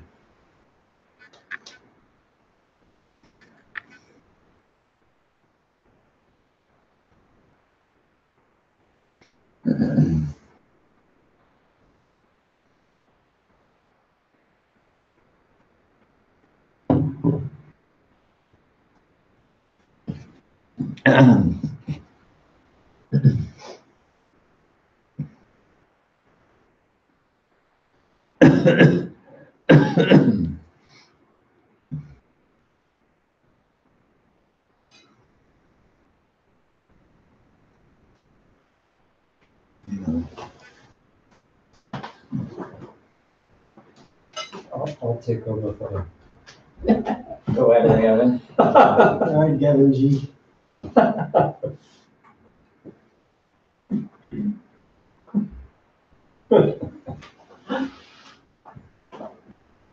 Gavin wanted to warm up your seat.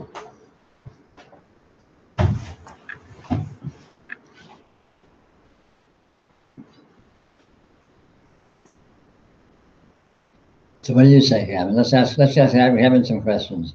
Bring them up. I like your attitude. You start. Yeah, you asked yourself a question. What are you? So there's this. That's not an answer. I don't know exactly. Good. That's not a bad answer. Okay, carry on. But there's this tendency to define something into existence and then locate myself there. Mm-hmm. You know, so it's pretty unclear that there's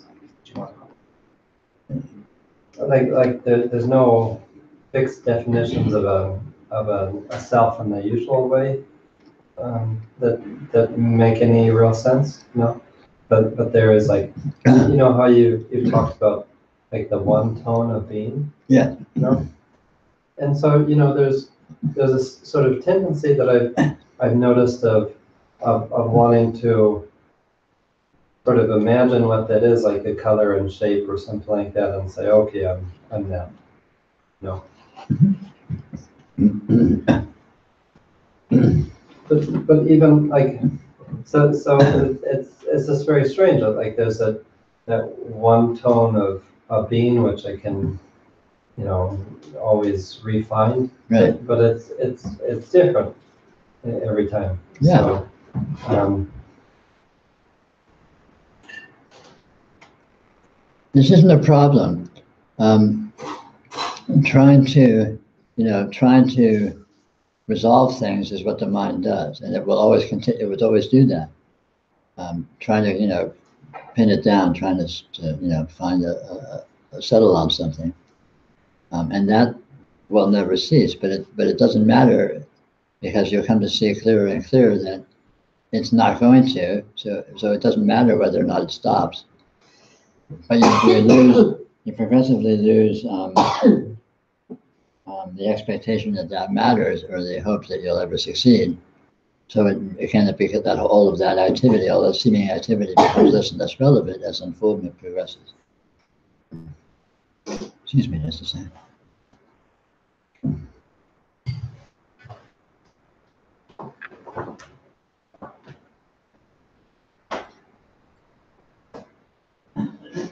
I just put that picture over there.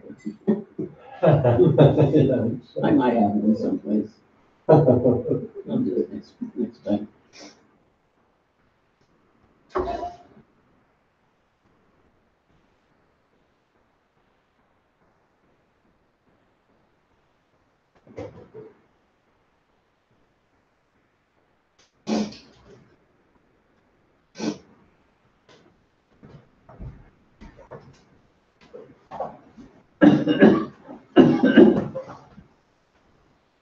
It's not the activity of consciousness creating resolutions, creating hypothetical structuralities and definitions.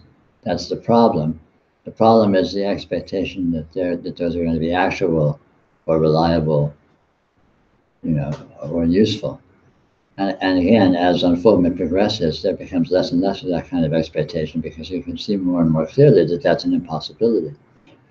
So then, even though this action is continuing spontaneously, just by the nature of mind being what it is, that all of that just becomes an energy dance rather than anything that has any importance in terms of orienting to it.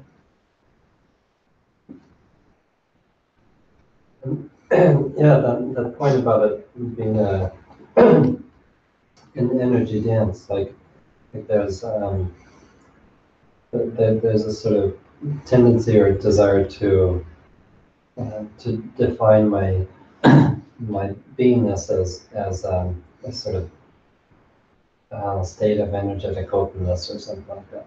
True. Or some energetic texture, right? Right. But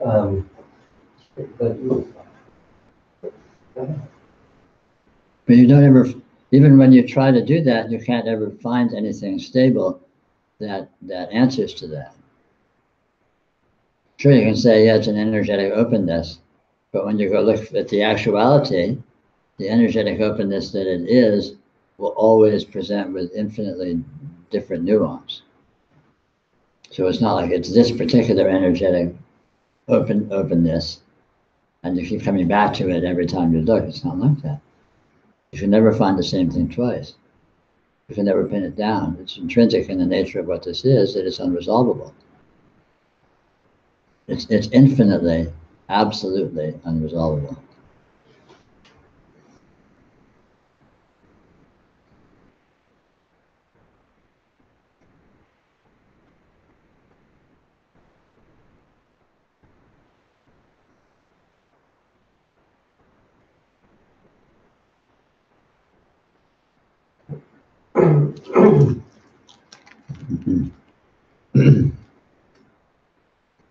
yeah, I was thinking about something that Thomas and Julian were talking about last night. Mm-hmm. So they were talking about standing qigong, but they were talking about opening up from within instead of from outside, right? Which it seemed like was like a nice metaphor for like there's a sort of mental way of trying to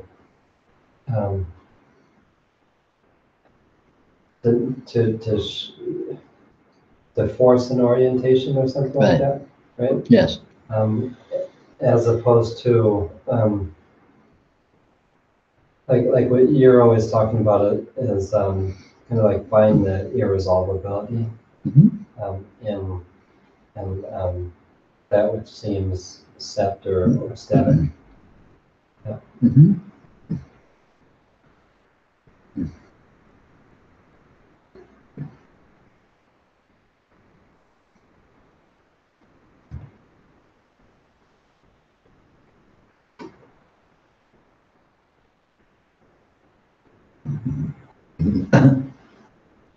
It's like with meditation.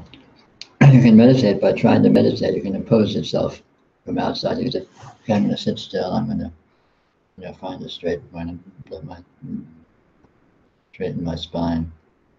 Slow my thoughts. Slow my breath down. All that stuff. Or you can just feel where you're already meditating, and then all the symptoms of that come naturally out of that. So again, you can try and impose meditation by building it up out of elements, or you can find the thing itself, and then the elements are already there. Yeah, that's what I thought what Gavin was sort of getting at when he was going like this. It was almost, it's, because that sort of happened to me too. And it's just a very slight, and it's not even like a physical move. It seems like a physical move, and it's just changing something. Mhm. And so and then what did he change to? Well, to this, to there. Sitting in your energy system differently. Right. As an example of navigation. If you want to meditate, navigate to the place where you're already meditating, and orient to that, and then meditation is manifest. If you want to be doing energy work in your body, navigate to the place where the energy work in your body is happening, and then you're doing it, and the phenomena, the behavior will follow, as opposed to like, well, what do I do now? I have to hold my body like this, and trying to build it up from pieces, from elements, and then hope that once you build it up, it'll somehow come alive, like creating a golem or something. That's how Tai Chi started. Was thousands of years ago, the masters just started playing with chi. Of course. They went to the energy. Sure. I mean, this is an excellent mode of yoga too. It's just you just feel your energy and feel how energy is with the body, and you don't need to worry about what you're doing. It's like, what's my posture like? It's like you just feel it, and you discover something that is profound and meaningful without constructing it.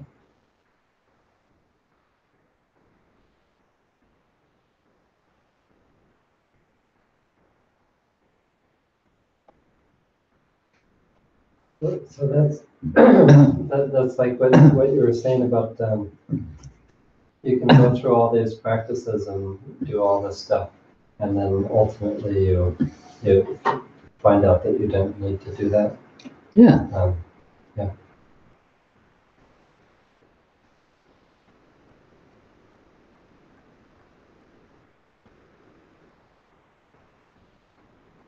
Or you can do the practices that start from the orientation you already are then.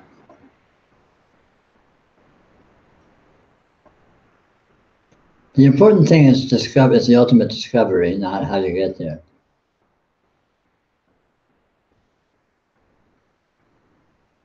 But the discovery will always transcend the path that you seem to take to get to the discovery.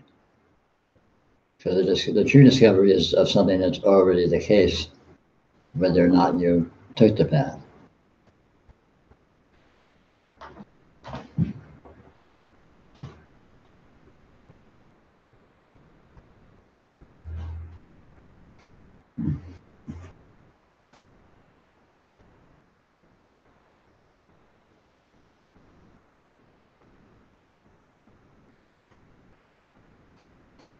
So sometimes I wonder,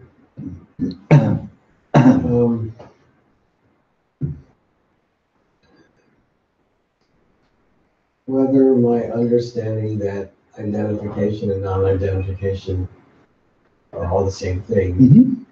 whether that's religion for me because I get it intellectually, or whether it's whether it's something I get. Well, it's unimportant how you classify it. The question is it actual? If you get it, then it doesn't matter how you came to it or what you're classifying it as being. And I don't know whether I'm getting it, like perceiving it as something that I'm perceiving, or whether it's. Well, in that case, don't worry about it. All Don't. right. But keep up with yoga. Keep up with exploring your experience, and as you do so, all these kinds of details will fall into greater and greater clarity.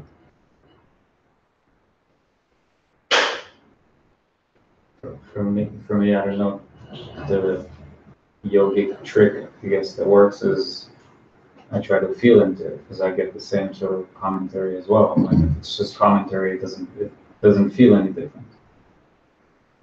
But if it's actual, then I don't know how that happens. But at that moment, then it just feels actual or feels different.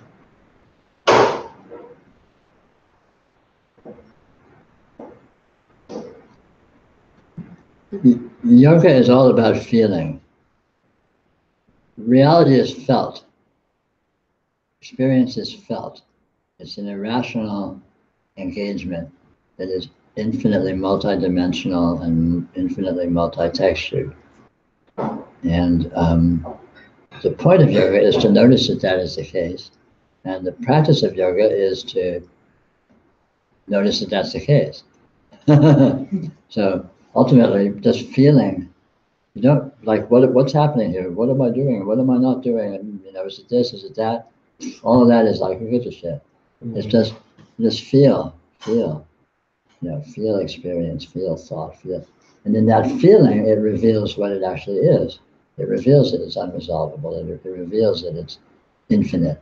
It reveals that it's, infinitely multidimensional and so on and so forth. Because it's completely obvious that that's the case. And as this becomes more self-evident, then the workings of the mind of trying to analyze it and say, is it this or that, just recede in relevancy.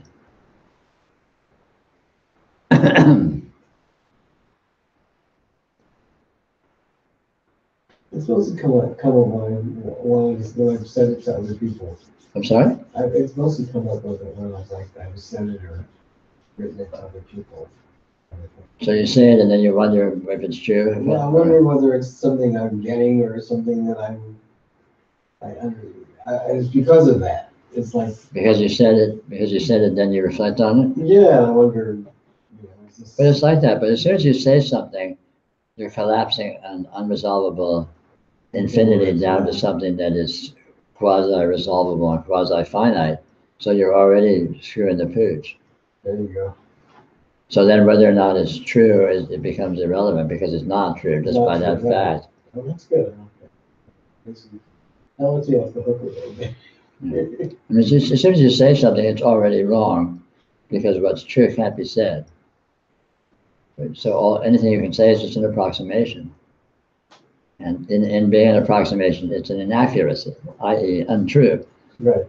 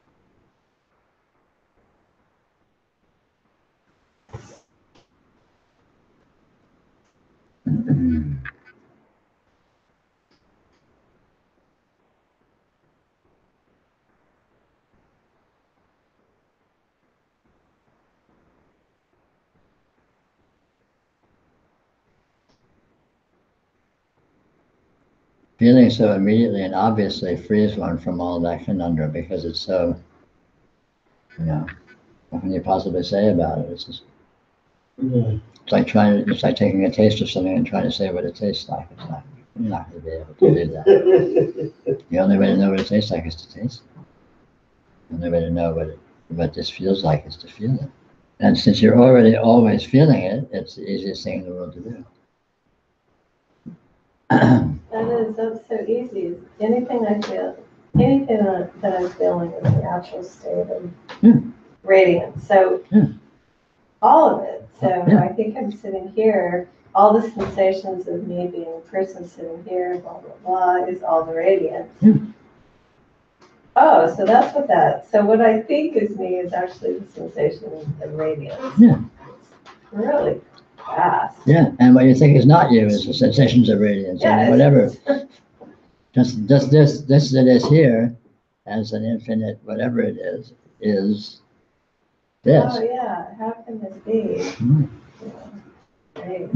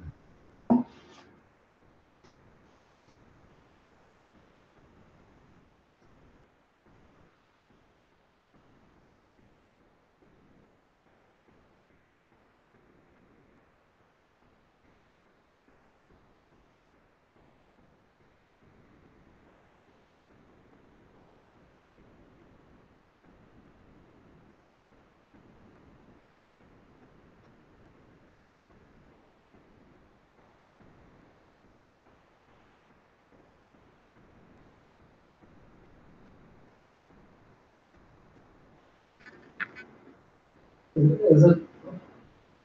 It's not very useful to look at delusion as delusion. No, of course not. Delusion is just an infinite texture. You can't know that delusion is delusion. In one sense, it's nothing but delusion. Classifying delusion versus some non-delusion is all just a mental game. All classification is a mental game.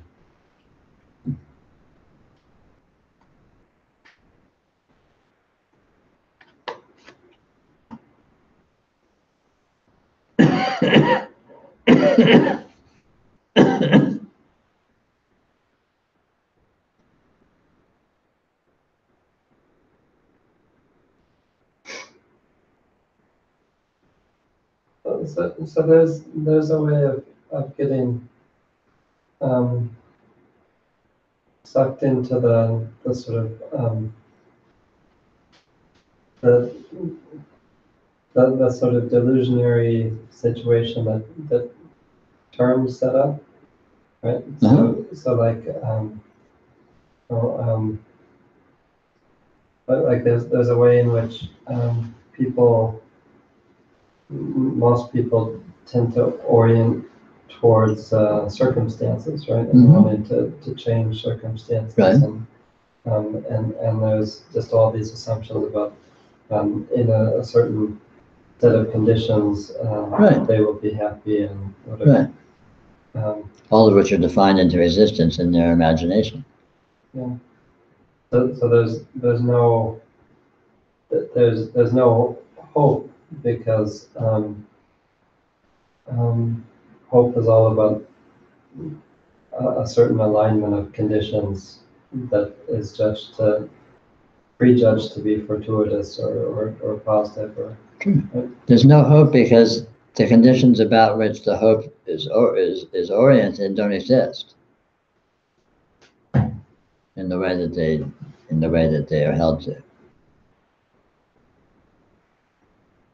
And even the conditions that you're hoping to leave, those don't particularly same thing. No, either. exactly. No definable conditions can be found, so they don't exist. So if you're orienting to conditions that are a certain way, they only exist in your imagination. Because all actual conditions are not in a particular way. They can't be locked in because you can't determine what they are because they're unresolvable.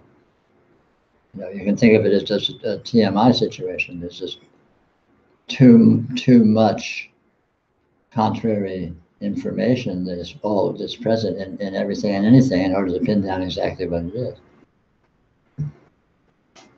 I mean, that's not the only way in which it's unresolvable, but that's one very obvious way.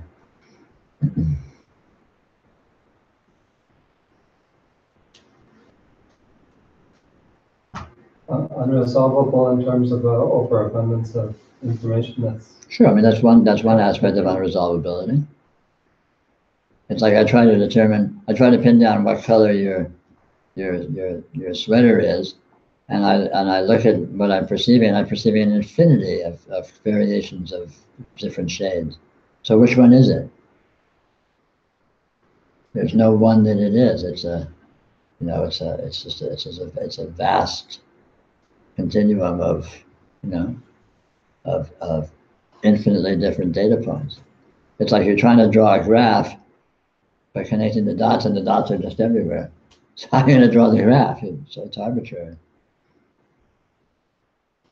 Drawing a graph from data points only makes sense as the data points have some kind of degree of coherence.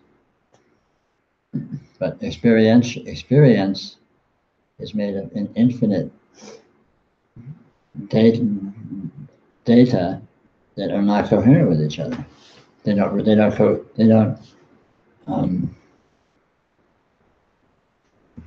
converge to simplicity. They diverge to complexity. So the closer you look at anything, the more information you get about it, which is different from any other information you've had about it, rather than more similar. The closer you study something, the more complex it becomes, not the simpler.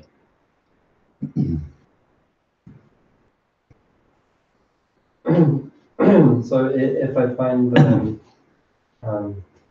I seem to be drawn into some sort of scheme of hope for imagined sensual or emotional gratification of some kind. Right. And then the thing, but the way to orient is to notice that sort of contradiction. You don't even need to bother to notice the contradiction, just orient to the energy that's there, and you'll be related to infinity. And be oriented to infinity is fine. If you want to pursue pleasure and happiness, have at it. But pleasure and happiness doesn't resolve to the narratives you have of what it consists of. It resolves to what's actually there. So relate to the actuality.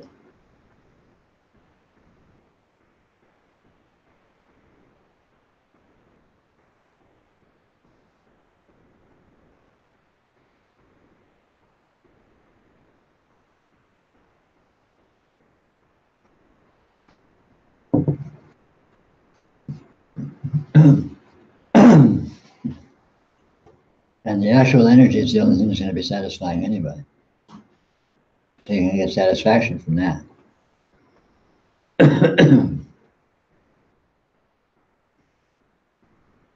It's way too much to say, like orienting to the me-ness of the energy, the me-ness. Yeah, it's too much. Yeah, too much. It's not me, it's not me, it just is. It's unqualifiable as being either some me versus some not me, or some this versus some that. There's no thises and that's. It's just this. But there's a quality of familiarity, Yes. which is just a texture, one of many textures. This is infinitely familiar. Familiarity is all that there is.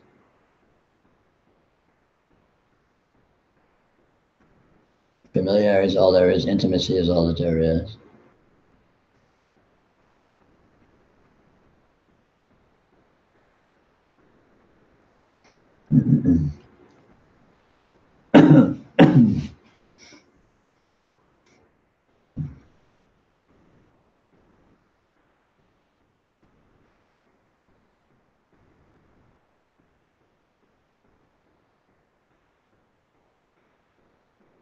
Yeah, it's like I feel like I want to spend more time with the familiarity, the familiarity aspect. Like it's almost like I have the sense of like I'm just sort of filling myself up with it for a while. Sure. Yeah. But in the familiarity, notice that it's not a particular familiarity. It's a familiarity of infinity. It's not a familiarity of, oh, this is familiar. It's like, this is familiar. Mhm.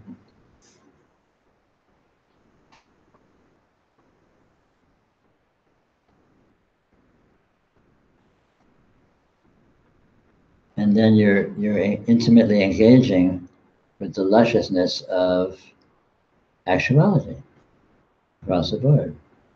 And even if you're targeting specifics, the specifics exist in the context of everything, and it all comes with, so you're still with everything.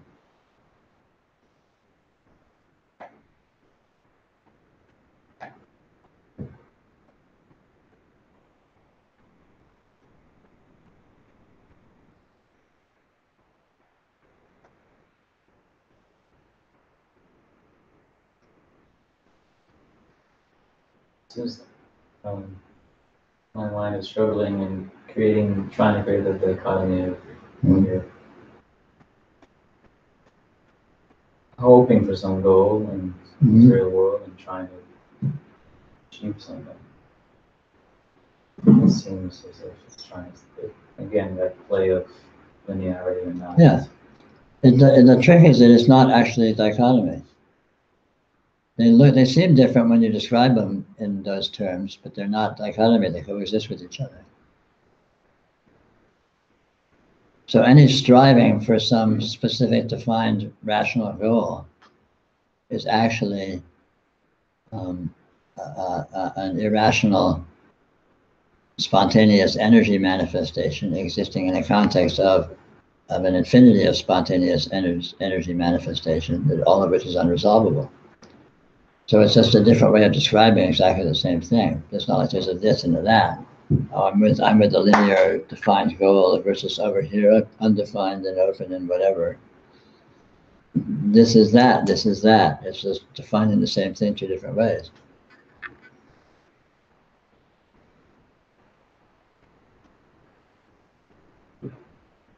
I mean, when you look I guess I don't know, maybe it's just sort of a grasping towards the flavor of trying to do things. I mean, obviously, there's always some kind of intention, otherwise it wouldn't be moving, but there's less of an importance. So it's more fluid if I'm cooking something, it's just. Right. It's just more of a contraction if I'm like trying to achieve a goal with it. Right, but contraction isn't really contraction. And so as soon as you define it, grasping towards that sort of more flowy sort of flavor of cooking. But if you look, contraction is actually flowy too. It's just a different kind of flow, different texture of flowing. Everything flows, everything is spontaneous flow. There's nothing but. Try and find anything other than that. Yeah, it's just like a very ingrained habit to push. Yeah, exactly. Like I don't want to feel like I do want to feel, obviously, because there's some strong momentum, let's say anger or whatever. Yeah. And then I'm like, oh, I don't want to feel that. Yeah, but all of that is just a game that the mind plays with itself of creating dichotomies and then taking sides. Yeah. It's like both sides, it's just not at the same time. Yeah, whenever. But the point is that there aren't actually any sides. So the mind parses it that way to create this dramatic situation. But the drama. And the situation's actual, but it's not, doesn't actually consist of the elements that the mind defines it as consisting of, where there's dichotomies. Sure, there's conflicting and contrasting desires and motivations. There's always that. So what? You know, everyone has desires that are going every which way that basically contradict and stomp all over each other. You know, so what? What's new? But all of that is spontaneously arising miraculous inconceivability, undefinability. Yeah, but it's, I guess, when it's brought to the foreground with such focus, it seems like the undefinability is lost. Yeah, but that's the mind's game. That's the mind's claim. The mind, enhances its own seeming importance by claiming to. Yeah, it does this drama and then says, you lost it. Yeah, yeah. But it's all the mind just power tripping you to do it, to play its way. And even all of that, mind isn't really mind. Mind is just spontaneously appearing weirdness, undefined. You can't define what mind is. You can't find mind. It's just this sort of streams of energy. Yeah, that's all there is. These seeming streams of energy, but you can't even find any actual streams. It's just sort of these weird, whatever, weird seeming dynamisms.